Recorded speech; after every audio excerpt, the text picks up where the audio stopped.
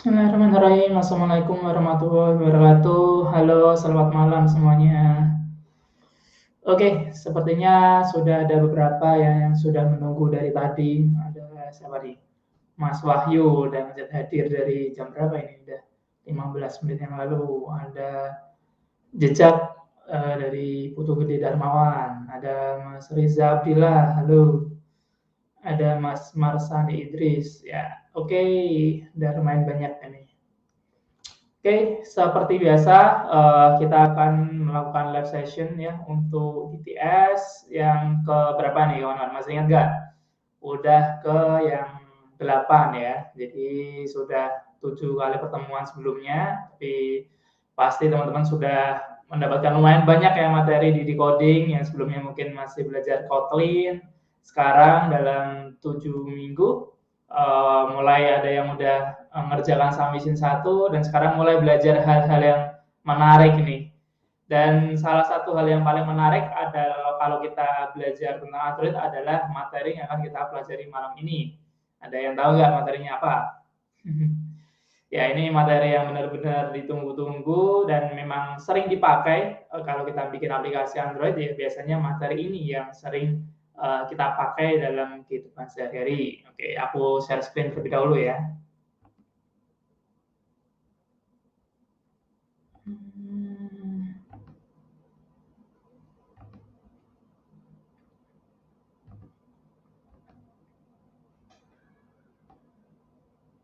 Ya, ini dia. Jadi materi untuk malam ini adalah tentang background process dan networking. Nah, ini adalah merupakan salah satu skill yang menurutku paling mandatory ya kita sebagai Android developer. Kenapa? Biasanya ya karena tugas kita sebagai Android developer adalah sebagai front end ya, front end di bagian mobile dan kita biasanya hanya menangkap kayak gitu ya, menangkap data-data yang dikirimkan dari server, kemudian menampilkannya ke dalam Android. Yang kedua adalah mengirimkan datanya pastinya ya. Jadi selain nangkep kita juga ngirim data. Nah, mostly hal inilah yang sering kita lakukan yaitu tentang networking dengan server, dengan API, kemudian kita tampilin ke dalam aplikasi mobile. Biasanya sih kalau teman-teman udah tahu tentang hal ini, udah menguasai tentang networking, udah bisa nampil data dari API, itu udah cukup banget ya, udah bikin aplikasi-aplikasi yang cukup kelihatan wow, udah kelihatan keren gitu. Kayaknya contohnya misal kayak aplikasi portal berita gitu yang nampilin berita, teman-teman bikin cuma apa namanya ngambil data dari API kemudian tampilin di Android, itu udah cukup kayak itu buat nampilin di buat di-upload lah istilahnya. Di-upload di Play Store itu udah kelihatan wow banget. Karena itulah menurutku ini adalah materi yang penting dan sangat menarik menurutku dari sekian banyak materi yang ada di Android. Karena apa? Karena kalau kita sudah belajar tentang networking, aplikasi yang kita buat itu sudah semakin bisa lebih variatif gitu ya. Karena apa? Karena API banyak, kita bisa nampilin aplikasi tentang apapun ya. Misal aplikasi tadi berita, aplikasi cuaca, movie biasanya yang sering muncul ya, atau nampilin Pokemon itu pun bisa dengan mempelajari hal ini. Selain itu, menurutku dengan mempelajari hal ini ya tentang networking ini sudah cukup buat teman-teman proyekan ya. Biasanya kan kalau kita belajar sesuatu lebih senang lagi kalau kita bisa dapat apa namanya masukan ya, misalnya dengan mengerjakan project. Nah dulu awal-awal saya dapat project ya hal dasar yang aku ketahui cukup menampilkan data yang pertama, yang penting itu seperti yang sudah kita pelajari sebelumnya seperti recycle view, kemudian bikin layout. Yang kedua ya tentang networking ini. Jadi biasanya tim back end-nya sudah ada sendiri, kemudian saya hanya bertugas buat bikin apa namanya tampilannya doang kayak gitu ya. Kemudian nampilin data yang sudah ada di server dan tampil kayak gitu. Nah dari situ kita sudah cukup kayak gitu, cukup buat proyekan. Itu kan biasanya ditunggu-tunggu, apalagi buat teman-teman semuanya ya. Selain itu dengan adanya project biasanya juga bisa menjadi portofolio buat teman-teman semua ya. Jadi misal udah pernah bikin aplikasi apa aja nih ketika udah belajar Android ya biasanya dengan menampilkan tadi aplikasi-aplikasi yang basis dasarnya adalah menggunakan networking ini. Jadi ini adalah materi yang sangat mandatory dan menurutku penting. Hal lainnya yang perlu teman-teman ketahui terkait materi ini ya, sebelum kita masuk ke materinya, jadi saya menekankan dulu ke teman-teman semua tentang why-nya dulu, mengapa kita belajar tentang background proses dan networking ini.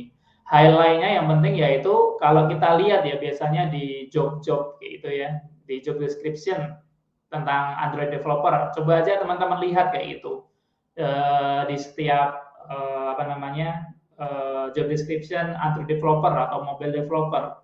Kalau teman-teman lihat gitu, teman-teman bisa lihat di Coding Jobs atau di Glints atau platform manapun, mostly biasanya ada tentang skill ini ya pasti ya, yaitu gimana cara kita membaca data dari web API, kemudian memparsingnya, dan kemudian menampilkannya di dalam aplikasi Android.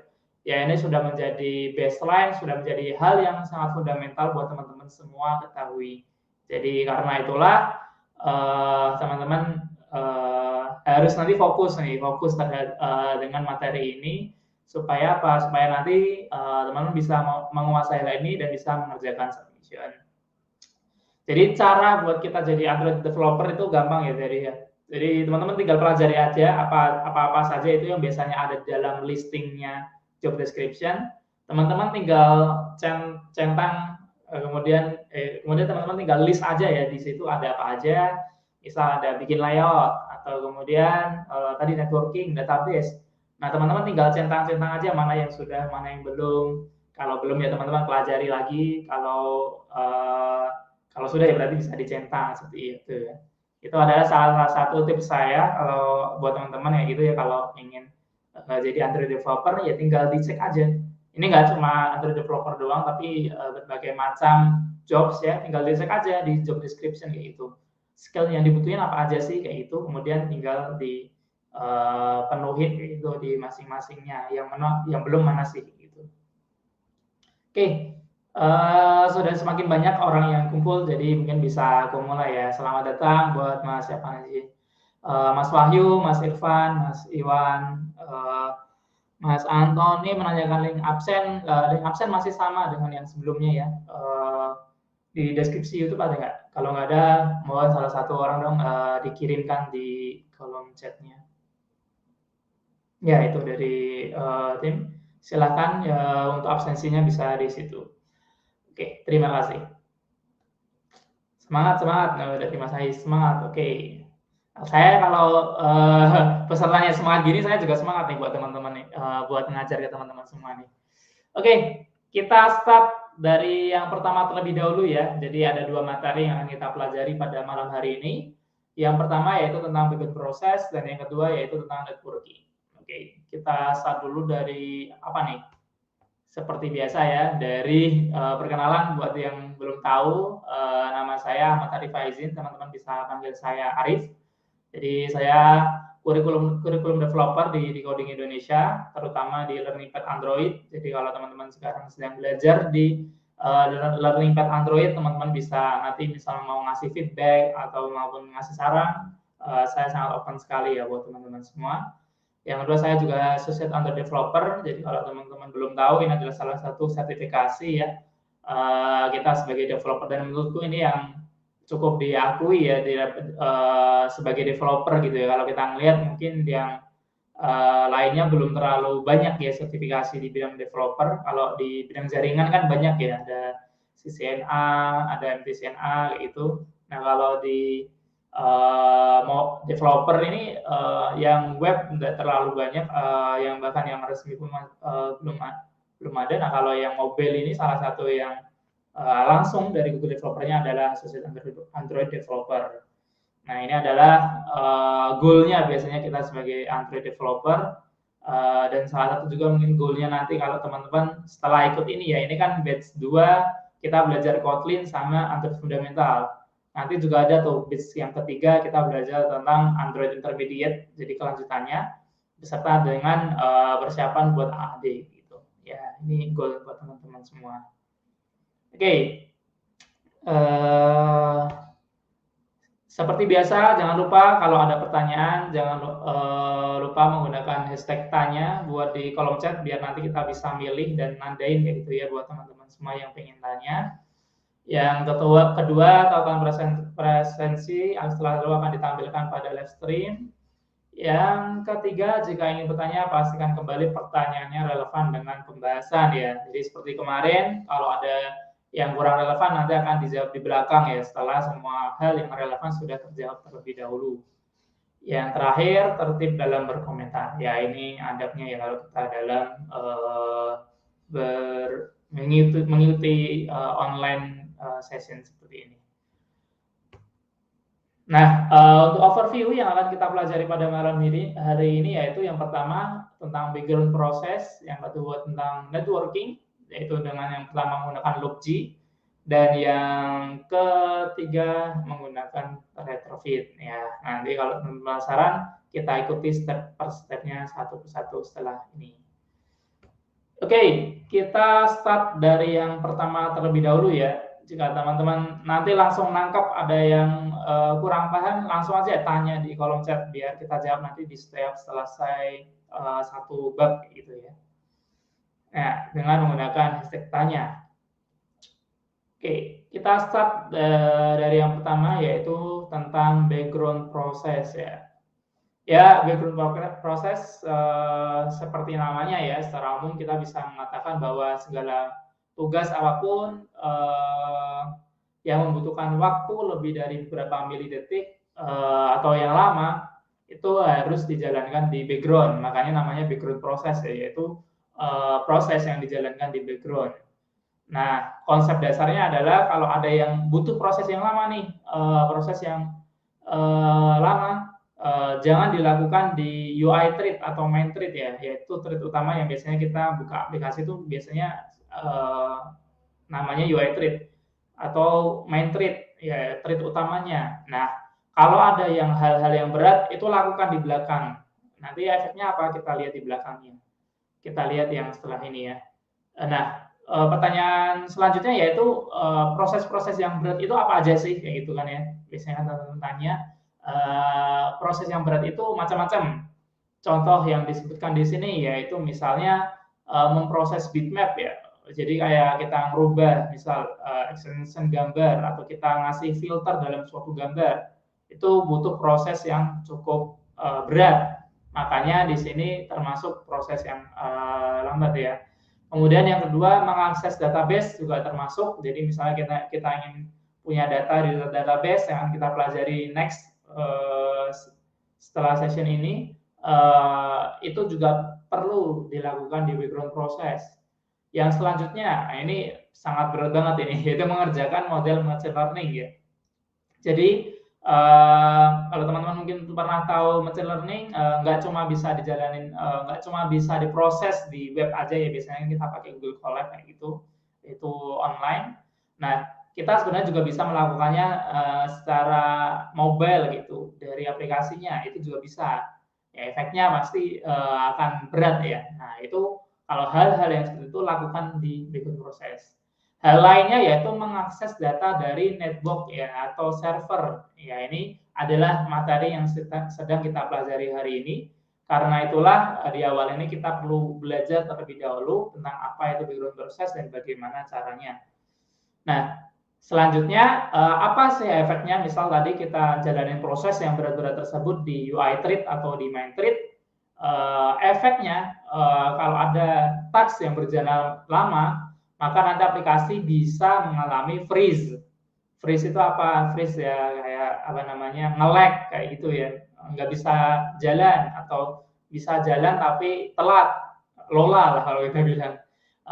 Hal lain yang lebih parah lagi yaitu bisa menyebabkan false close ya, yaitu aplikasinya error langsung keluar ya. Ini penyebabnya biasanya karena ANR atau aplikasi not responding, atau karena artinya aplikasi sudah terlalu lama tidak ada respon gitu ya.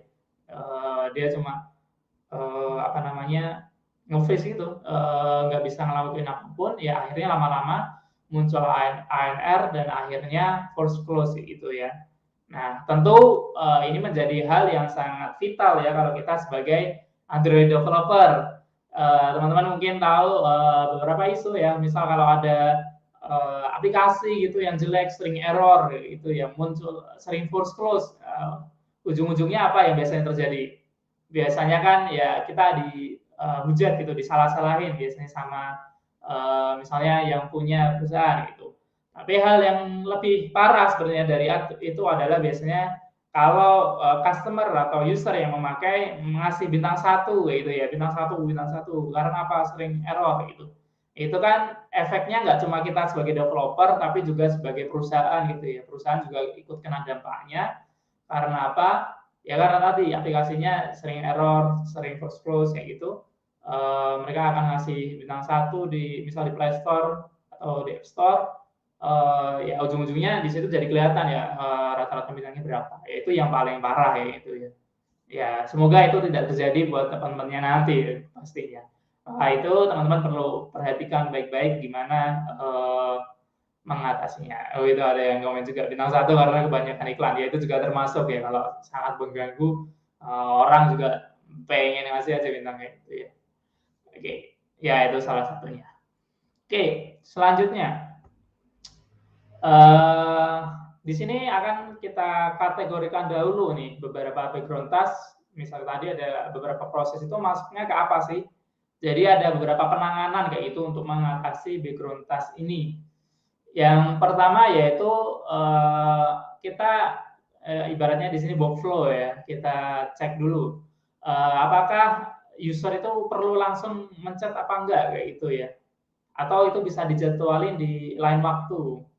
Nah, kalau ya user itu misal ketika kita ngeklik tombol misal upload gitu ya, upload gambar harus benar-benar langsung terupload, harus langsung kirim, misalnya di aplikasi mobile banking gitu ya, ketika kita transaksi ya harus langsung benar-benar dikirimkan, ya itu berarti kategorinya termasuk yang immediate ya. Immediate itu berarti segera gitu, segera dilaksanakan, segera dilakukan.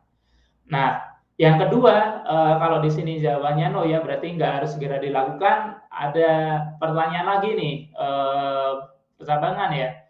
Apakah itu harus benar-benar dilakukan di waktu yang sangat tepat kayak gitu ya? Misal yang sangat tepat itu apa? Misal kayak alarm gitu, harus jam 6 pas kayak gitu ya. Jam 6 pas alarmnya harus muncul. Kalau kalau lewat kan namanya nggak alarm ya, kelewatan juga. Jadi kalau di waktu yang pas berarti kita masuk ke kategori eksak kayak gitu ya. Eksak berarti di waktu yang benar-benar harus dilakukan di waktu itu kayak gitu. Harus di jam misal jam 6 pagi kayak gitu atau jam berapa. Nah, itu masuk kategorinya di eksak. Nah, kalau tidak harus di jam tersebut itu masuknya kategori deferred ya, deferred. Apa aja sih kategori yang contohnya seperti ini? Paling gampangnya misalnya kita ingin ngupload statistik gitu ya, secara berkala dari aplikasi kita ke server, atau misalnya mau backup aplikasi kita, kayak aplikasi WhatsApp itu kan mungkin jam 2 malam gitu kan dia biasanya nge-backup aplikasi kita ya, tapi nggak selalu melulu harus jam 2 malam. Misalnya kalau mundur-mundur dikit nggak apa-apa, jam 3, jam 4, itu secara sisi bisnis, secara sisi teknis nggak masalah, ya itu berarti masuknya ke default ya. Aslinya artinya masih bisa ditunda. Nah, itu berarti masuknya di default. Oke, sudah paham terlebih dahulu ya ketiga kategori ini. Jadi yang pertama ada immediate, yang kedua ada exact, yang ketiga ada default. Oke.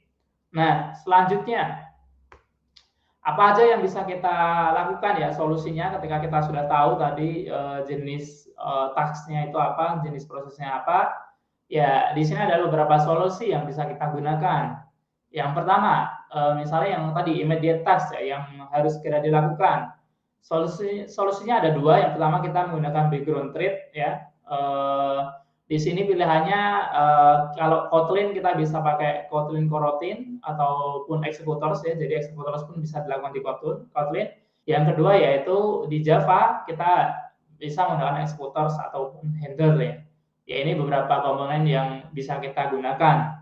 Tapi ya kalau di Java kita nggak bisa pakai coroutine karena coroutine hanya hanyalah fitur dari Kotlin ya. Makanya Di sini pilihannya hanya Kotlin Coroutine untuk pilihannya hanya executor dan handler untuk yang Java.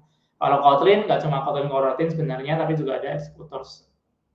Yang kedua yaitu kita juga bisa pakai service juga sih. Namun biasanya beberapa akhir ini biasanya jarang kayak gitu yang udah pakai service. Biasanya kayak book manager itu udah menyukupi kayak itu untuk kebutuhannya si services ini. Nah, yang selanjutnya ini tadi ya, yang selanjutnya kalau tipenya default kita pakainya apa komponennya? Komponennya yaitu book manager ya. Dengan book manager kita bisa ngatur misalnya melakukan proses nanti kita kasih delay gitu 1 jam lagi gitu, atau kita kasih constraint pun bisa. Jadi misalnya aku mau ngupload banyak foto nih, nah itu syaratnya baterainya banyak, itu bisa. Atau misalnya ada internetnya gitu, itu bisa. Nah, aku dulu pernah nih pengalaman pakai Book Manager ini sering kepake kayak gitu ya, ketika aku bikin aplikasi yang dipakai oleh petani. Petani-petani yang buat apa namanya, buat ngitung lahan, buat apa namanya, upload komoditas kayak gitu. Dan itu kan biasanya mereka di pelosok-pelosok ya, di apa namanya, di daerah-daerah terpencil yang sinyalnya lumayan susah. Nah, padahal ketika dia mungkin ngedata itu di sawah ataupun di dalam hutan ya itu kan agak susah kayak gitu ya.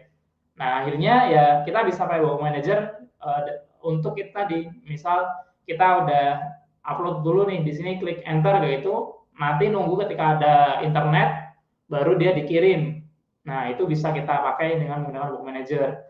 Case lain yang pernah saya gunakan yaitu ketika dulu bikin aplikasi untuk teman-teman yang di apa namanya hutan raya ya, apa namanya sih, hutan lindung kayak gitu ya. Biasanya mereka juga ngedata-data, ngecek nih di sini ada satwa apa, ada fauna atau flora apa, dia ngedata seperti itu. Ya itu case-nya sama, dia di sana nggak ada koneksi internet, ya nanti dia nunggu ketika ada internet baru dikirim menggunakan Book Manager ini.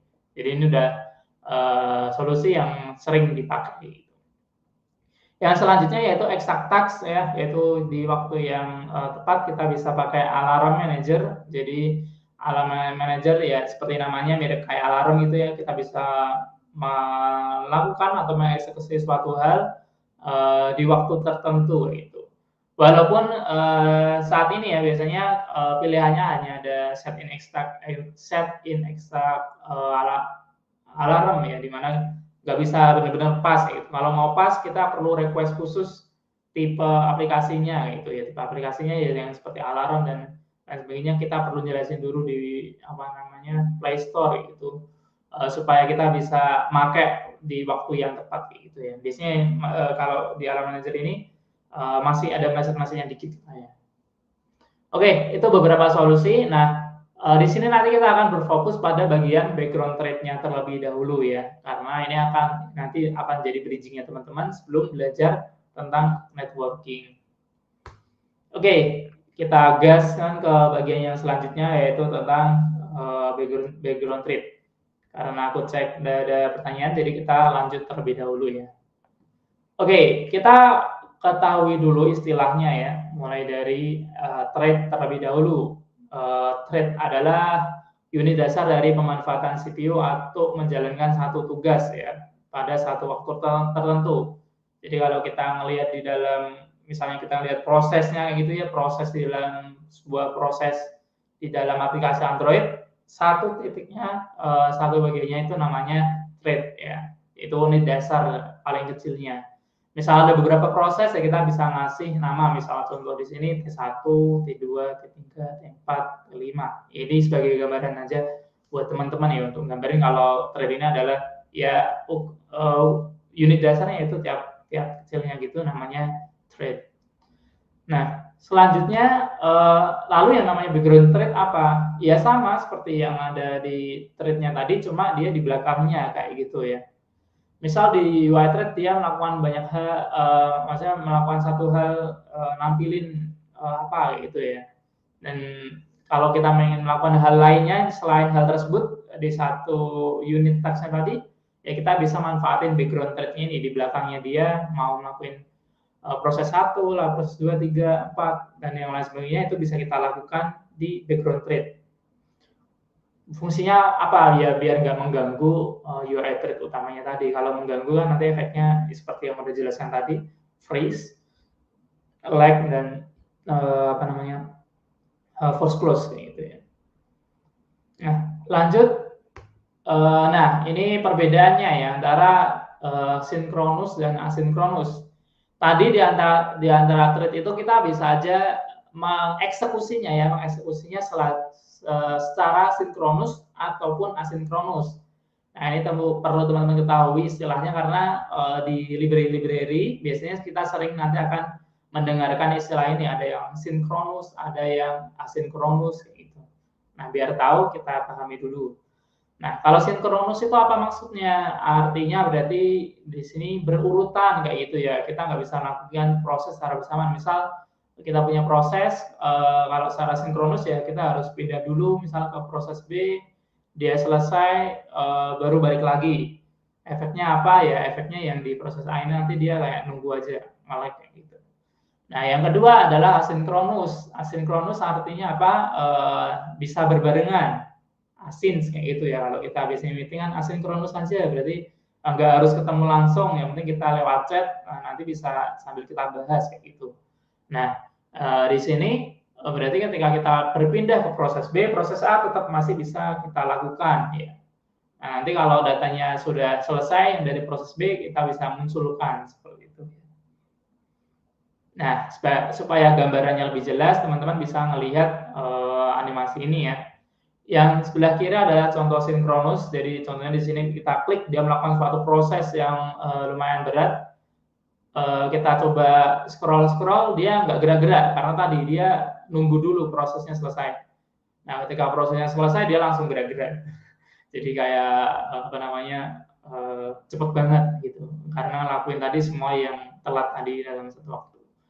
Nah, yang kanan ini adalah contoh asinkronus. Contohnya di sini kita lagi jalanin compressing misalnya 0 dari 100%.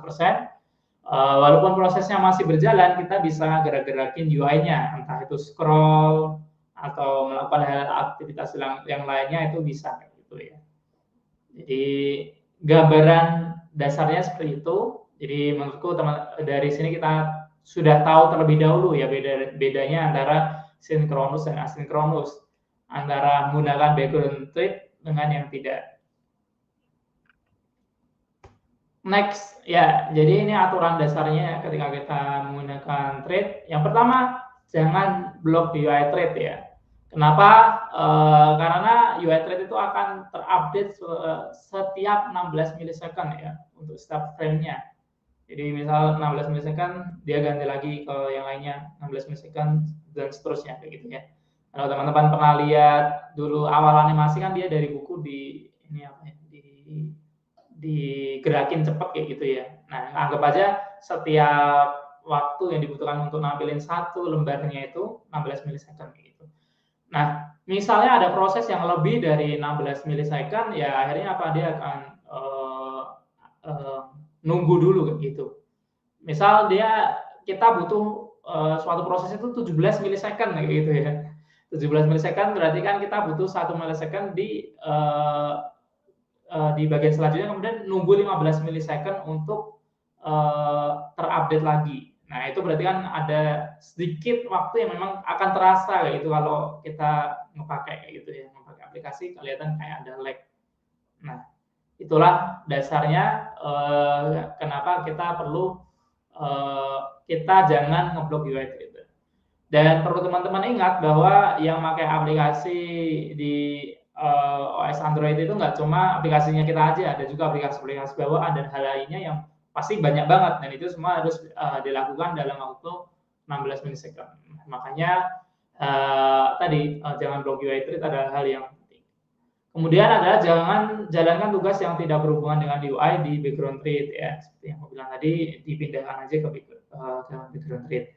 Nah, ini aturan kedua, yaitu jangan akses Android UI langsung dari background thread. Jadi misal tadi udah kita pindahkan ke background thread, nah ini jangan langsung manggil view, set text kayak gitu ya, atau serviceability atau apapun yang di situ langsung manggil UI, nah itu nggak boleh kayak gitu. Biasanya sih error.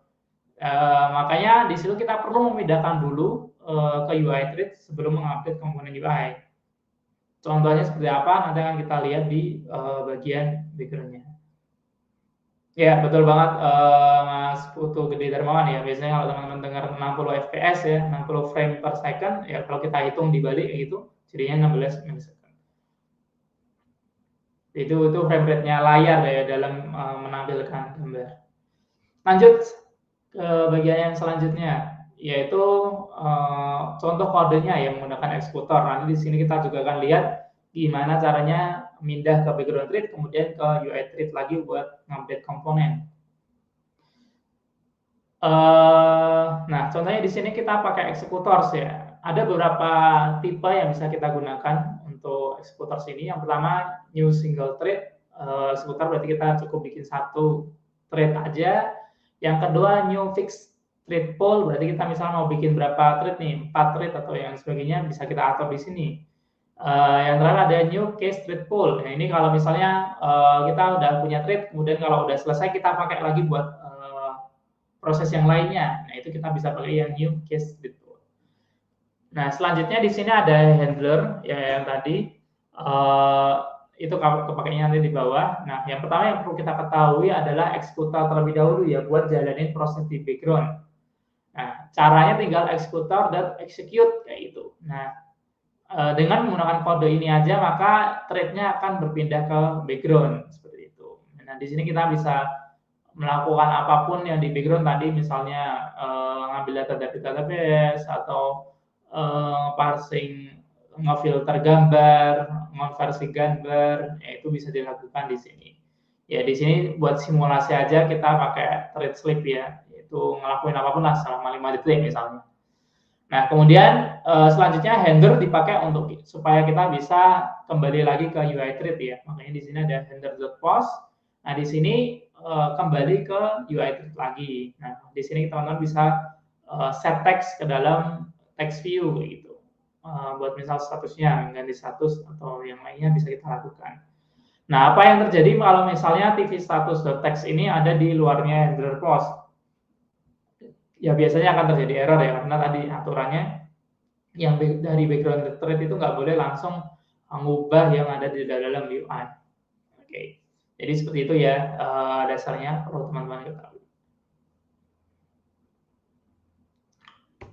Nah, ini yang kedua, kalau kita pakai Kotlin ya lebih baik kita pakai namanya Kotlin Coroutines ya, karena dia memang bawaannya dari Kotlin dan lebih ringan. Kenapa lebih ringan? Karena kalau tadi teman-teman bayangin thread kayak gitu ya, mungkin kalau kita mau bikin banyak proses, kita bikin banyak thread seperti itu. Nah, dengan menggunakan coroutine kita bisa cukup menggunakan satu thread untuk melakukan banyak proses ya, 1000 proses, 1000 coroutine, 2000 coroutine dalam satu thread. Jadi secara memori itu lebih ringan. Nah, bagaimana cara kita memindahkan ke background? Kalau tadi di sini kita menggunakan executor.execute, di sini kita bisa menggunakan lifecycle-scope.launch ya. Di mana di dispatcher.io misalnya. Nanti akan kita bahas tentang dispatcher ini. Nah, di sini sebagai ganti prosesnya kalau tadi kita pakai thread sleep, nah kalau di coroutine itu ada namanya delay ya untuk tadi sama prosesnya buat tidak melakukan apapun gitu ya, menunggu sampai di sini 5 detik. Nah, selanjutnya kalau mau berpindah lagi ke UI, kita bisa pakai apa nih kalau di coroutine? Kita bisa pakai yang namanya with context seperti ini, kemudian kita atur di mana di main gitu. Ini beretnya main thread-nya. Oke, secara gambaran konsepnya sama ya kalau kita lihat di sini. Kalau ingin melakukan suatu hal, lakukan di background thread. Kalau mau update UI atau view-nya, lakukan di UI thread kembali kayak gitu. Oke, sudah mulai dapat gambaran ya seperti apa berpindah antar thread-nya. Kemudian kalau mau update UI seperti apa. Next. Nah, ini kelebihan coroutine. Tadi sudah sempat aku spill satu bagian yaitu di bagian like white ya. Jadi sangat ringan banget kalau kita pakai coroutine, dan bisa sangat menghemat memori karena seperti yang aku sebutkan tadi, cukup dengan satu thread dia bisa melakukan banyak proses coroutine sekaligus. Yang kedua yaitu mengurangi memory leaks ya. Mungkin kalau teman-teman di awal di sini masih belum terlalu familiar dengan memory leaks. Secara artiannya yaitu memorinya bocor ya. Artinya apa? Misal kita melakukan suatu hal, kemudian misal kita jalanin animasi kayak gitu ya. Kemudian kita keluar. Nah, ketika keluar animasinya nggak di stop tuh. Jadi animasinya masih jalan terus gitu. Nah, seharusnya ketika kita keluar, misal di on pause-nya gitu, kita stop terlebih dahulu animasinya. Yaitu contoh simpelnya ya buat memory leaks biar memori aplikasinya nggak bocor buat nyimpen datanya tadi. Nah, kalau kita pakai coroutines, kita bisa meminimalisir ya memory leaks ini karena apa? Karena biasanya kalau kita mau jalanin coroutine itu harus dijalankan di dalam scope ya. Dan scope ini bisa kita kelola dengan mudah. Contohnya scope itu apa? Ya yang di sini tadi lexical scope ya.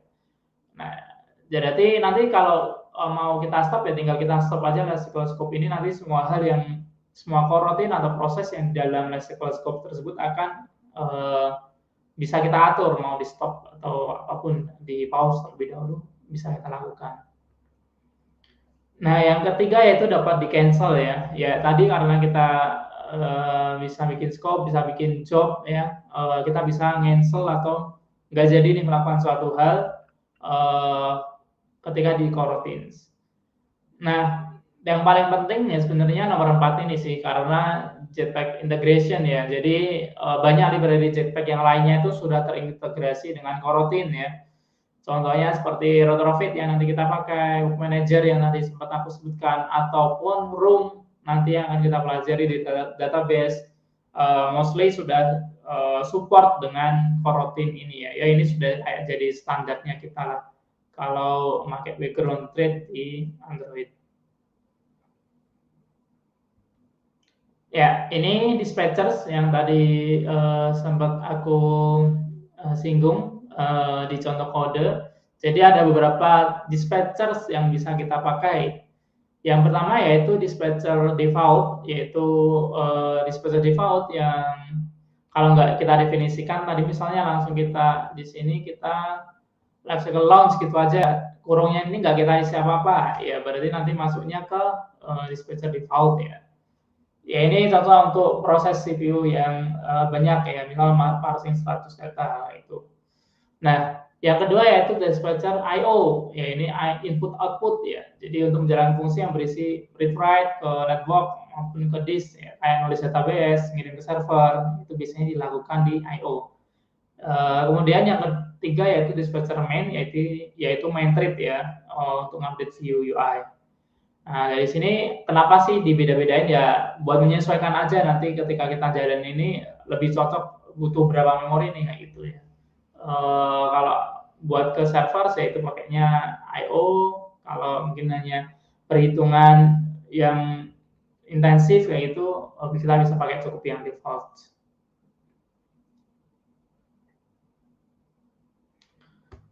Oke, lanjut.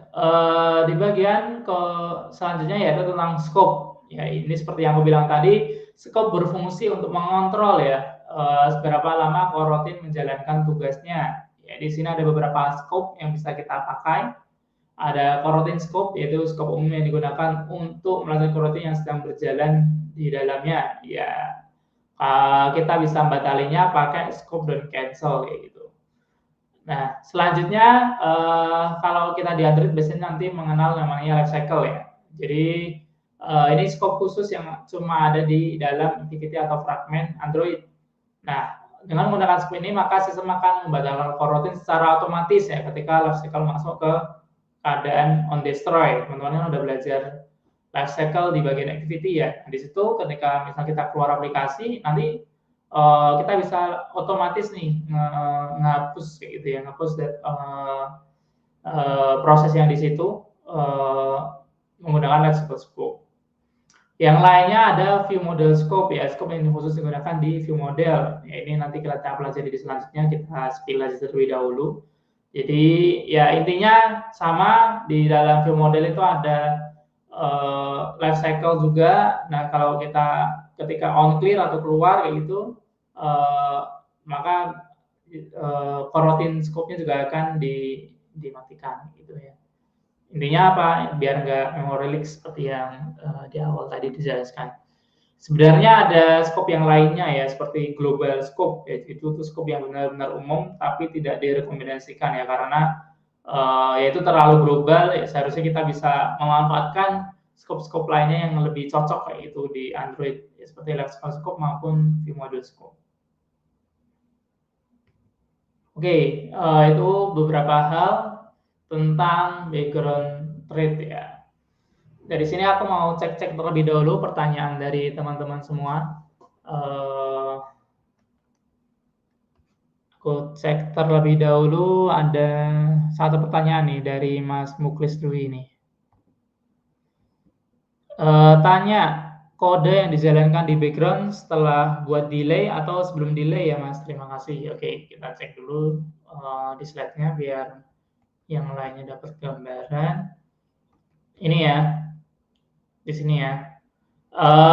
Untuk letak kodenya ya, kode tadi proses yang dijalankan di background ditaruhnya di mana?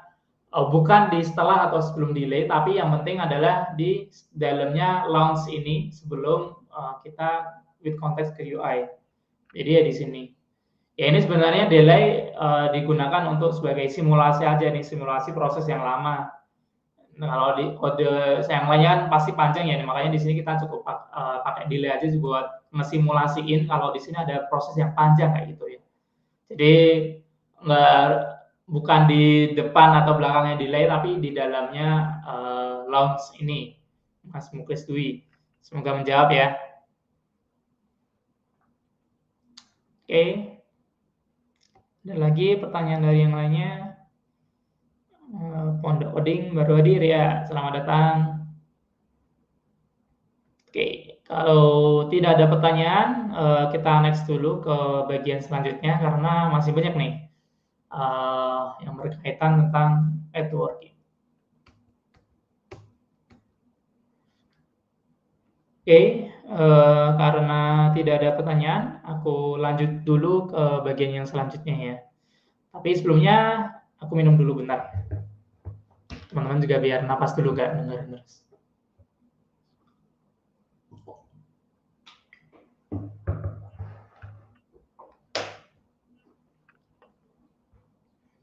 Oke, kita lanjut ke bab selanjutnya, ke bagian yang selanjutnya, yaitu tentang networking.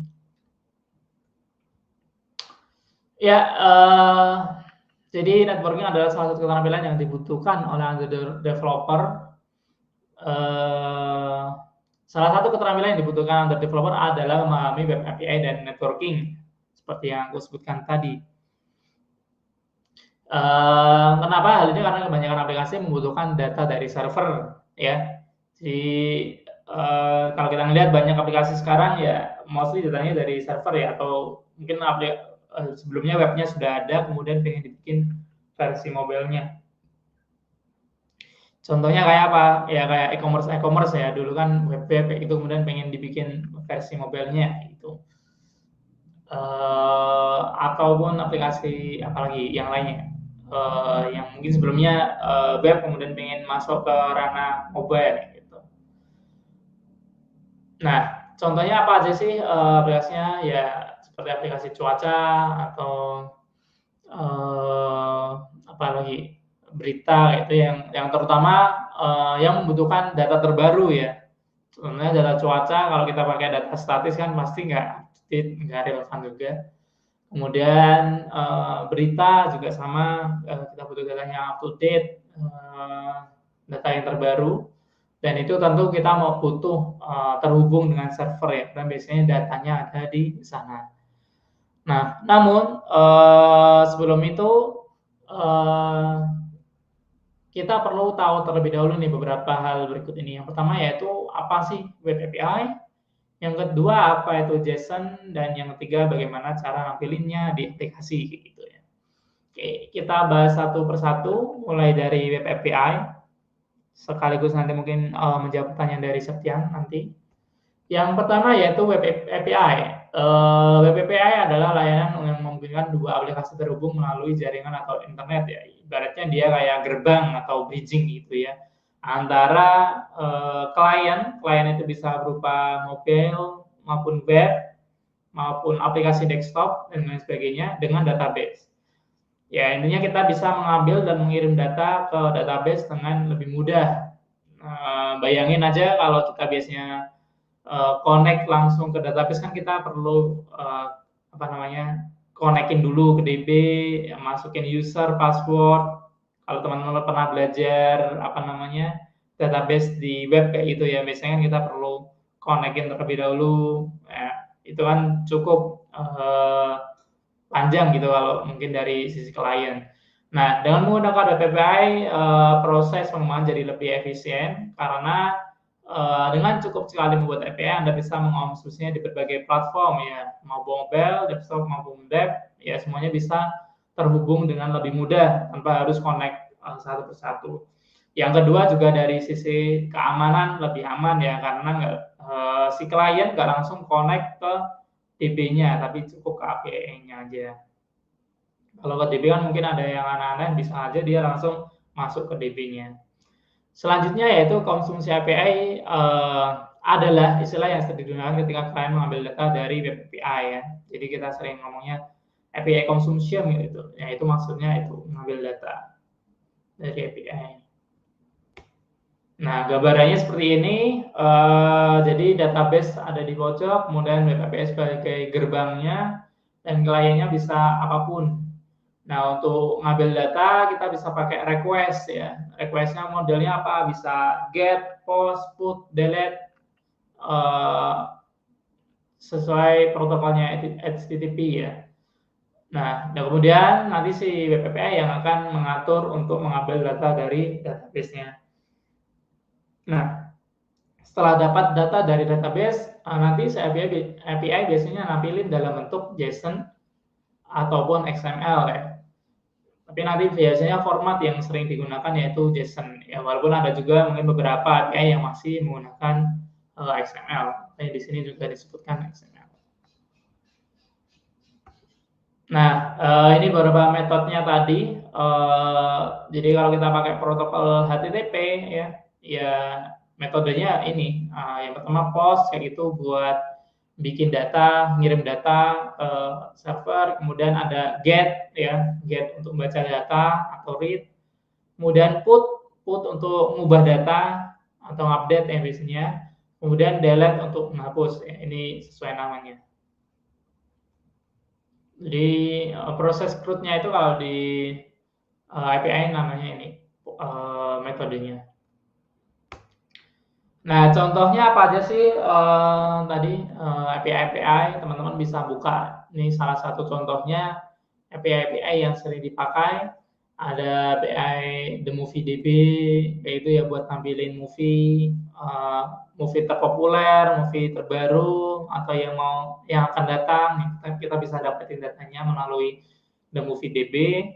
Kemudian ada Weather API, ya ini buat cuaca. Kemudian GitHub API buat nampilin data GitHub, itu pun bisa. Dan banyak ya API lainnya yang bisa teman-teman cari, tinggal di search aja public API itu. Seperti tadi yang mungkin list Pokemon, list meme itu pun ada, tinggal di search aja. Nah, kalau yang di list API teman-teman cari aja di any API, ya ini yang global, ada juga public API atau yang lokal, ada daftar API lokal Indonesia dari Mas Faris ya. Ya, di situ ada berbagai macam API, misal API data rumah sakit di Indonesia atau data kota dan data kota-kota yang ada di Indonesia, ya seperti itu bisa teman-teman cari ya di public API ini. Berarti kalau public API ada juga yang private, Mas. Iya, ada juga yang private kayak itu. Biasanya mungkin yang berbayar kayak gitu ya. Misalnya kita pakai API-nya banking ataupun API-nya Tadi apa ya? Ingat jadi lupa. Private yang nggak bisa kita akses secara sembarangan pun ada gitu yang private. Next. Ya, ini yang perlu teman-teman ketahui kalau kita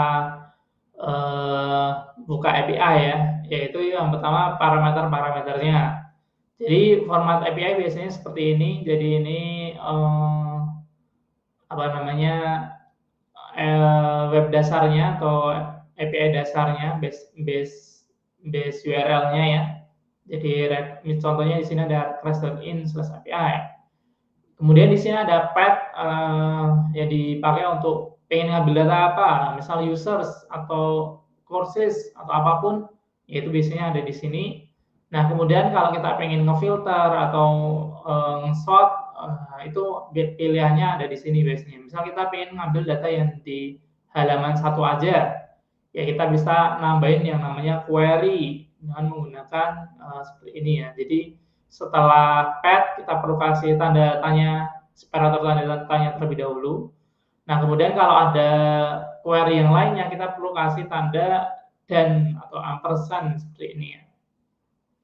Kemudian diisi aja mau misalnya satu halaman isinya berapa? 10. Nah, itu kalau disediakan oleh API-nya kita bisa manggil dengan cara seperti ini.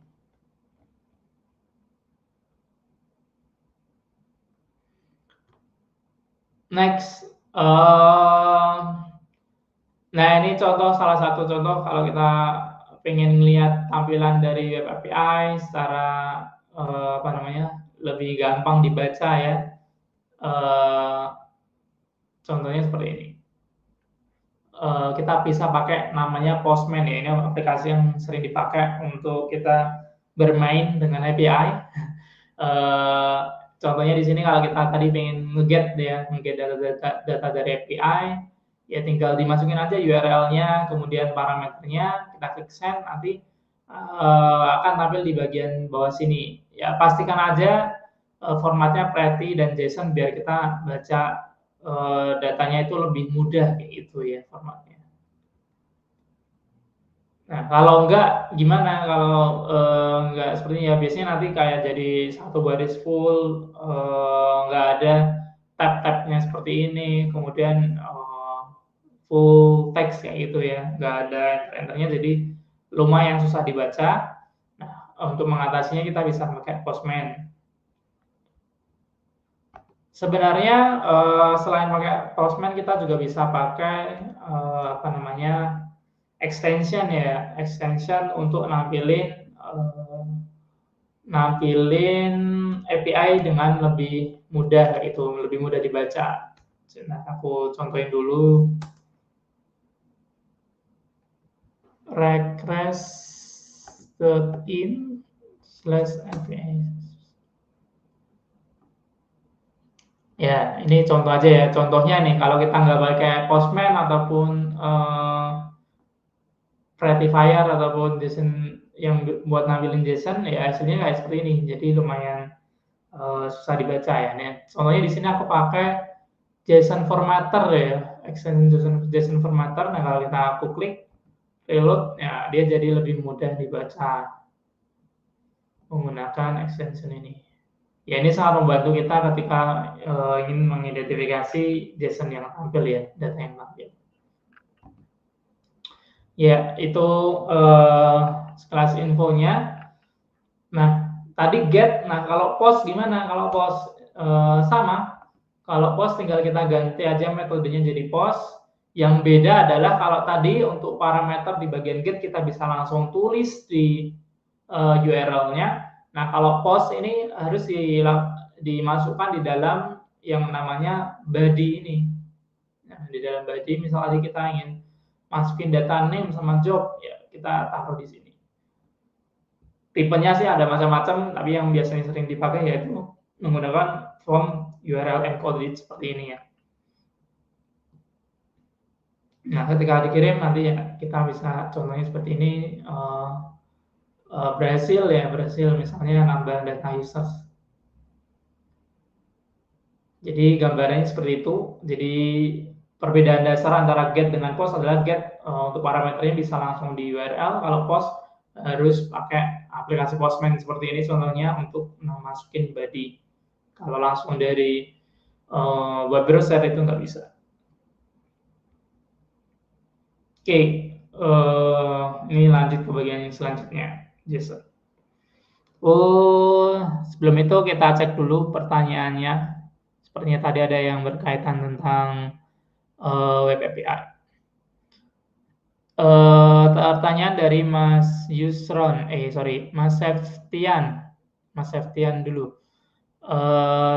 Tanya, maaf kenapa error 401 bad request saat menjalankan API ya? Kalau bad request itu biasanya karena kita belum masukin token ya di authentication-nya. Nah, kalau hal seperti itu biasanya si API akan mengembalikan bad request ini kayak gitu. Ada macam-macam ya, jadi sebenarnya problemnya apa, tapi ya mostly biasanya itu problemnya. Oke, seperti itu Mas Septian. Yang selanjutnya dari Mas Yusron. Aku minta saran Mas, best practice-nya dalam handle error API, sebaiknya error message-nya ditampilkan di UI atau seperti apa? Oke, kalau literally error yang dari servernya, sebenarnya kalau kita bikin aplikasi yang di production ya, tidak perlu ditampilkan di UI-nya, jadi cukup di log aja. Di log kita tampilin, karena apa? Karena kan user juga nggak perlu tahu ya, nggak perlu tahu kode masalah dari errornya, ini URL API-nya nanti malah kelihatan kayak itu oleh si usernya. Jadi ya itu nggak perlu ditampilin di toast maupun di alert dialog, tapi cukup di log aja. Kalau mekanisme lainnya yang bisa kita pakai, misal buat ngedebak lebih mudah, misal ada yang laporin ini error kayak gitu ya, supaya kita tahu errornya apa ya, kita bisa ngasih kode gitu ya.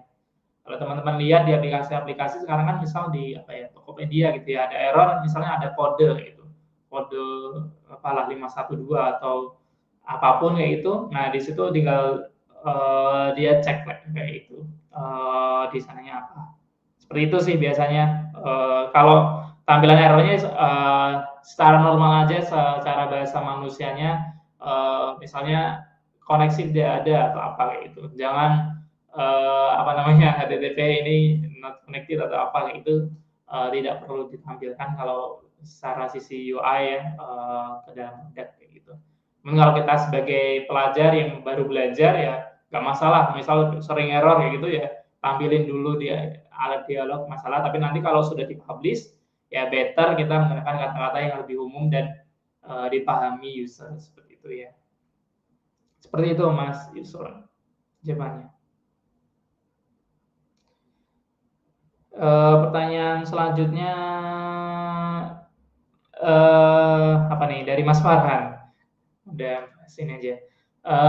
Payment via M-Banking Indonesia berbayarkah Mas? Ya mostly rata-rata berbayar ya, tapi juga ada yang integratornya. Jadi kita cukup bayar di satu tempat, kemudian dia sudah menyediakan berbagai layanan untuk payment di berbagai bank gitu.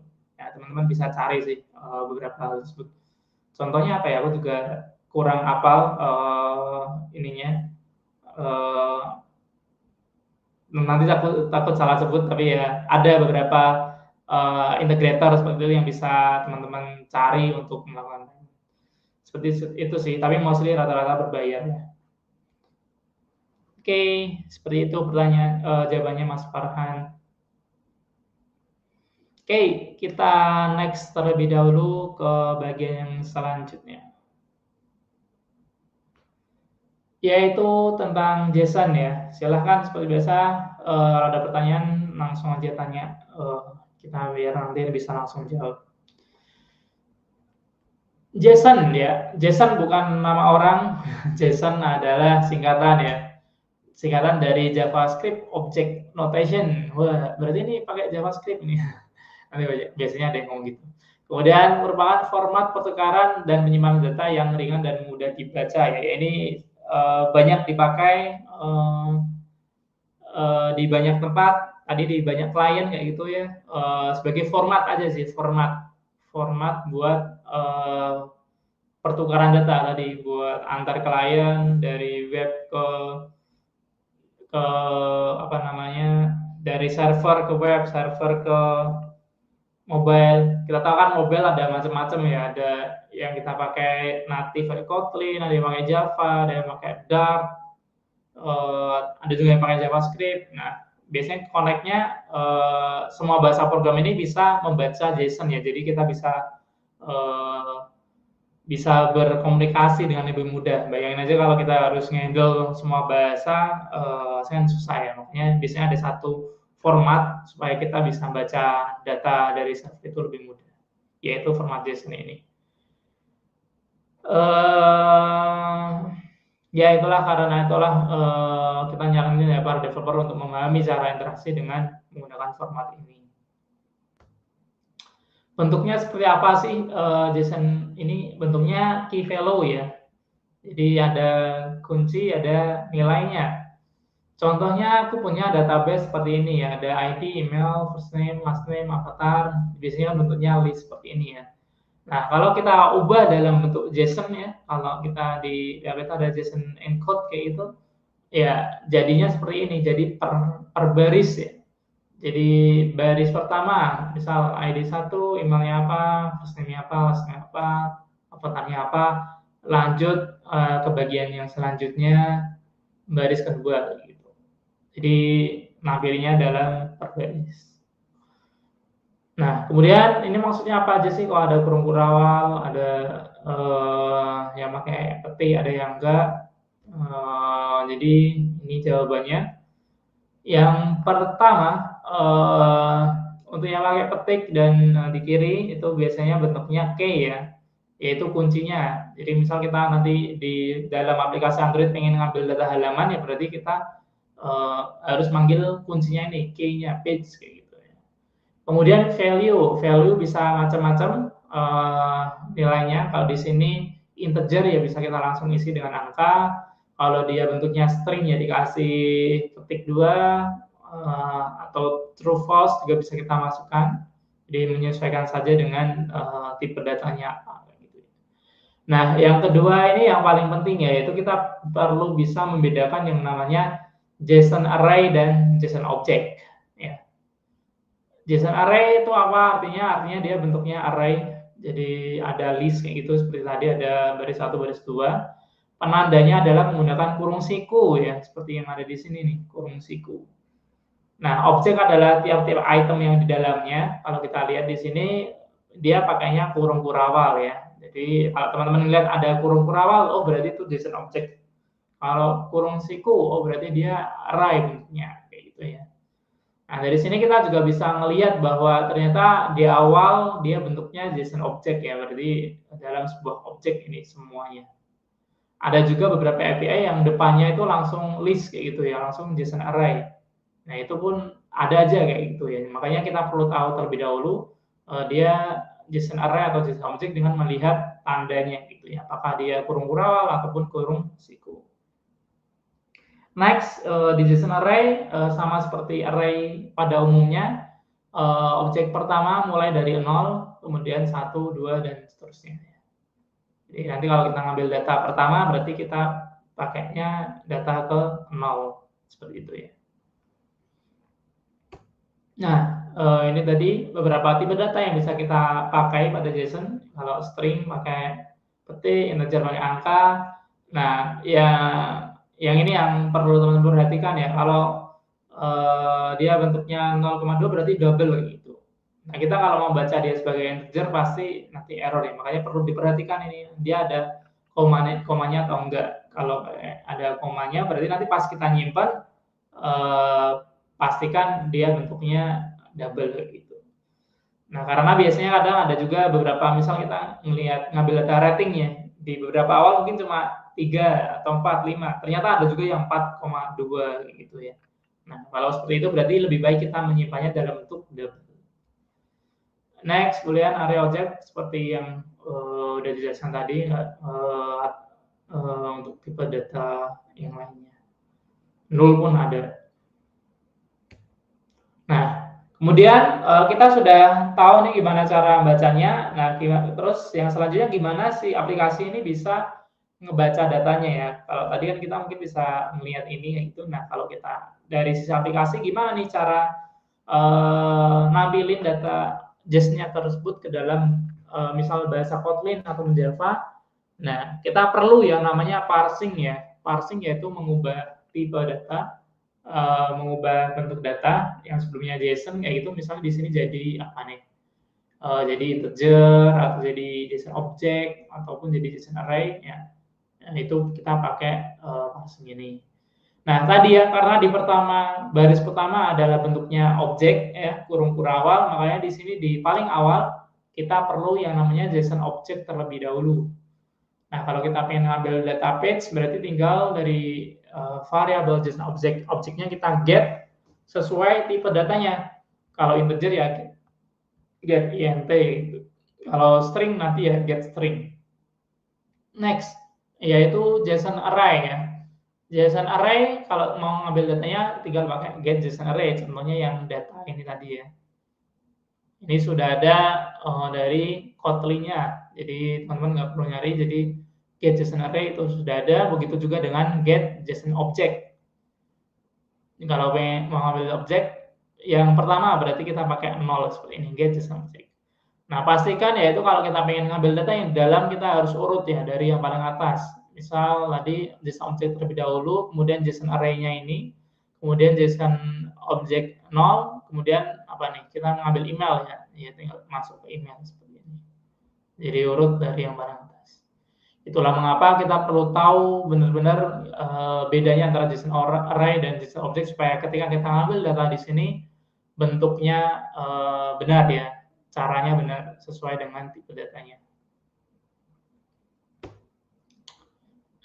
Nah, ini contohnya kalau datanya ada banyak, gimana nih? Apakah kita harus ngambil tadi get 0, get 1, get 2? Tentu tidak, teman-teman bisa pakai perulangan ya. Jadi tinggal pakai for aja sesuai dengan ukuran array-nya. Nah, nanti di sini bisa pakai get JSON object i. I adalah iterasi dari jumlah ukuran tadi. Jadi nggak harus 0, 1, 2, 3, tapi ya cukup i diulang-ulang, teman-teman bisa akan mendapatin semua datanya. Nah, selain tadi kita melakukan melakukan parsing JSON secara manual, sebenarnya ada juga beberapa library di mana dengan menggunakan library ini kita bisa memparsing secara lebih otomatis ya, lebih mudah. Tapi biasanya di awal aku tetap menyarankan teman-teman buat belajar tentang parsing secara manual terlebih dahulu ya, supaya tahu fundamentalnya terlebih dahulu. Jadi nanti misal ada error atau apapun, paham nih maksudnya apa gitu, nggak salah. Nah, ada otomatis langsung pakai otomatis gitu ya. Caranya pahami terlebih dahulu gimana fundamentalnya yang tadi parsing fundamentalnya. Kalau sudah masuk ke yang otomatis ini. Nah, salah satu ya library yang kita bisa pakai adalah namanya JSON ya. Jadi pakai G kalau tadi JSON, di sini JSON. Caranya gimana? Tinggal nambahin library ini di Bootgradle di module app-nya ya. Tambahin. Langkah kedua yaitu menambahkan anotasi ya. Jadi misal kita sudah bikin data kelas seperti ini. Nah, kita perlu menambahkan anotasi serial last name untuk yang misal tadi di sini first name tapi pakai camel case. Nah, kalau kita lihat di sini key-nya first underscore name. Nah, supaya first underscore name ini bisa masuk ke dalam first name yang di sini, ya kita perlu pakai add field serial last name ini.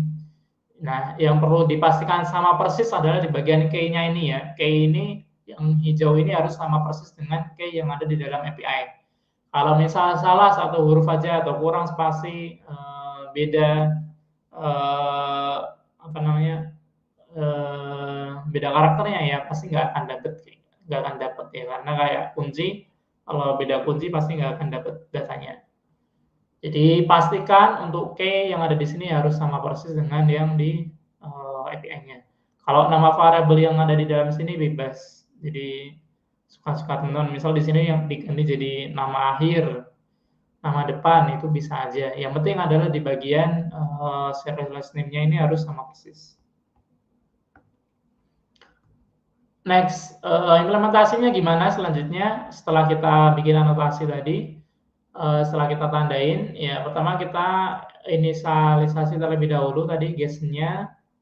Selanjutnya tinggal kita panggil fungsi JSON.FromJSON. Kemudian data objeknya tadi kita ubah jadi string dan ini adalah nama kelas tadi yang sudah kita kasih anotasi untuk setiap variabelnya ya. Nah, kalau kita bandingkan dari sini saja sudah cukup jauh ya bedanya antara menggunakan parsing manual dengan menggunakan library. Kalau kita lihat di sini ada berapa nih? 1, 2, 3, 4, 5, 6, 7, 8 gitu ya. 9. Butuh 9 baris gitu untuk memparsing data yang seperti ini. Kalau di sini cukup 1 baris saja. Tentu ini akan sangat bermanfaat kalau data di sini ada banyak banget ya, misalnya ada 20, 30, kalau kita parsing manual ya satu-satu kayak gitu ya. Kalau pakai ini ya sudah otomatis sesuai dengan datanya. Oke, seperti itu tentang JSON. Oke, kita lanjut untuk ke bagian yang selanjutnya. Di sini ada beberapa pertanyaan tapi nanti akan dijawab setelah yang bab ini aja ya, biar relate. Yang sebenarnya juga kurang relevan nanti di belakang saja. Nah, ini yang paling menarik ya. Jadi tadi kita sudah tahu secara konsep teorinya gimana background read, kemudian gimana itu web API yang nampilin JSON, kemudian gimana cara parsing JSON. Nah, supaya lebih mudah lagi, ini ada beberapa networking library yang bisa kita gunakan untuk menghubungkan antara aplikasi dengan server. Kita masuk mulai dari yang pertama, yaitu menggunakan aplikasi yang namanya loopj terlebih dahulu ya. Loopj, kalau teman-teman pakai loopj, tinggal nambahin library-nya ini. Nah, ini adalah contoh penggunaannya ya. Nah, perhatikan di sini untuk bikin instannya kita pakai async ya, async HTTP client. Artinya apa? Asinkronus ya, seperti yang sudah kita pelajari sebelumnya. Selain async juga ada sync HTTP client gitu yang sinkronus. Nah, tapi tentu di sini kita pengen melakukannya di background read dan secara asinkronus, makanya kita pakai yang async HTTP client. Di sini kita define URL-nya, kemudian tinggal kita client get untuk mendapatkan data dengan metode get. Kalau post ya di sini diganti post seperti itu. Nah, perhatikan di sini karena dia sifatnya asinkronus, maka kita nggak bisa langsung nulis kode di bawahnya seperti itu aja. Tapi di sini ada yang namanya callback ya. Kalau teman-teman lihat di sini ada on success, on failure itu adalah callback. Callback itu apa sih kalau teman-teman mungkin sering dengan callback? Callback adalah fungsi yang nanti dipanggil ketika suatu proses sudah selesai gitu ya.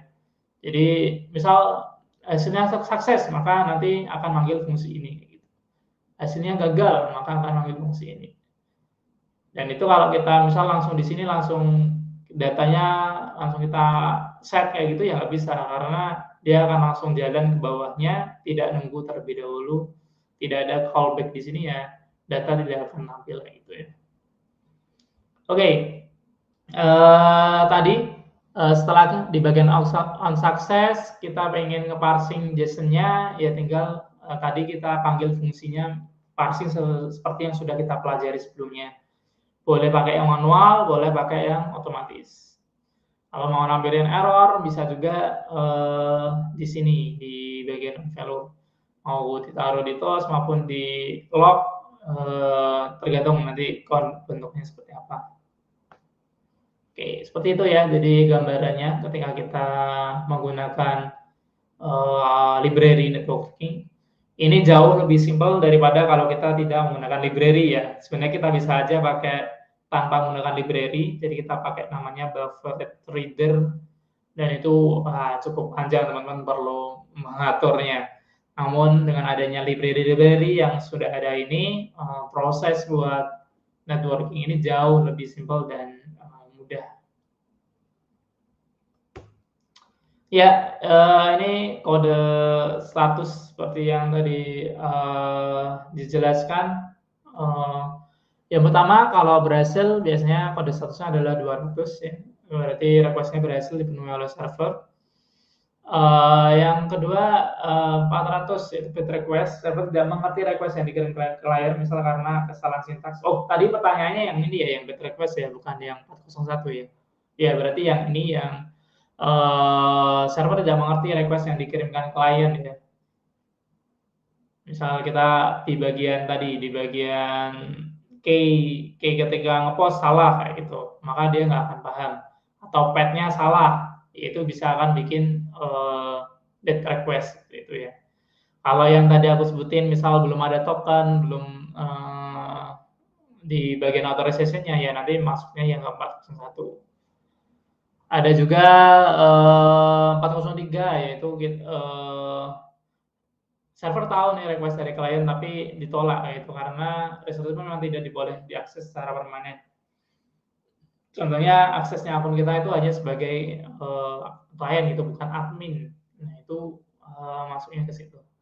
Yang selanjutnya yaitu 404 yaitu not found ya, ini yang sering terlihat kalau kita biasanya mengakses internet yaitu ya kita salah URL yang hasilnya itu not found.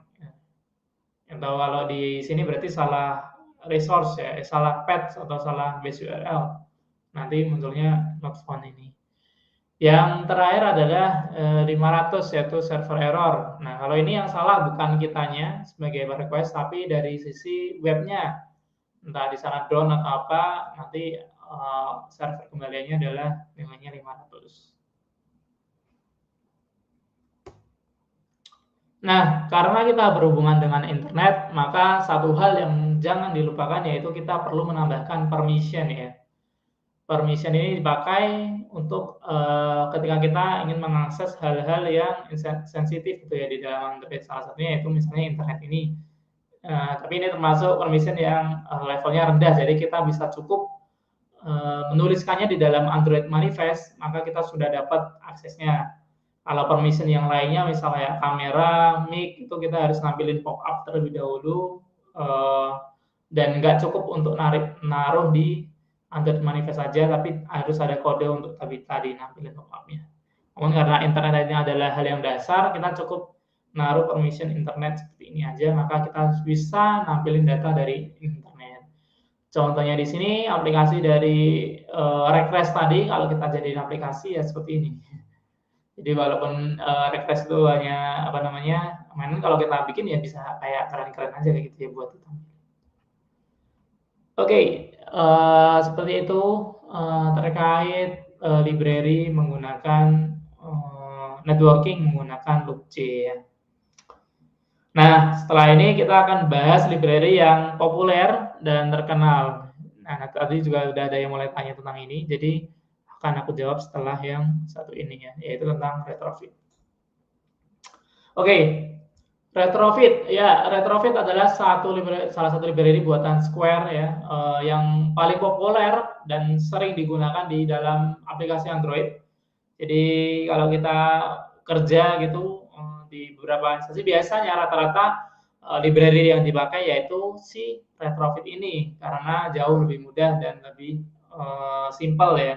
Kenapa? Karena dia sudah kayak gabungin tadi buat parsing secara otomatisnya ya. Contohnya pakai JSON atau pakai yang lainnya Mosin dan sebagainya itu udah integrated. Namun mengapa di coding kita pakai loopg terlebih dahulu? Biasanya banyak yang nanya, apalagi dulu kita hanya ngajarin loopg retrofitnya di kelas yang selanjutnya.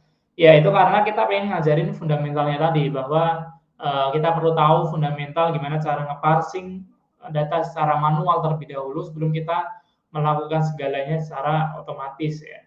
Nah, nanti kalau di retrofit kita bisa lebih simpel, tapi tadi back-nya gimana dasarnya, gimana kita nge-parsing sebuah JSON itu perlu teman-teman ketahui terlebih dahulu ya. Biar apa? Biar kalau ada error paham. Oke. Ya, retrofit 2, betul. karena ini sudah ada beberapa update dari yang versi terdahulunya ya, retrofit pertama. Nah, salah satu hal kelebihan lainnya yaitu kita bisa memanfaatkan memanfaatkan plugin dari Android Studio ya. Contohnya yaitu namanya RoboPojo Generator ya. RoboPojo Generator itu fungsinya buat apa sih? Fungsinya untuk ngubah data yang dari API tadi, dari API menjadi sebuah kelas yang sudah ada anotasi JSON-nya tadi secara otomatis. Mantap kan? Contohnya seperti mana ya? Contohnya tadi kita kan punya data ini ya. Kita coba copy aja, kemudian aku coba buka Android Studio di sini.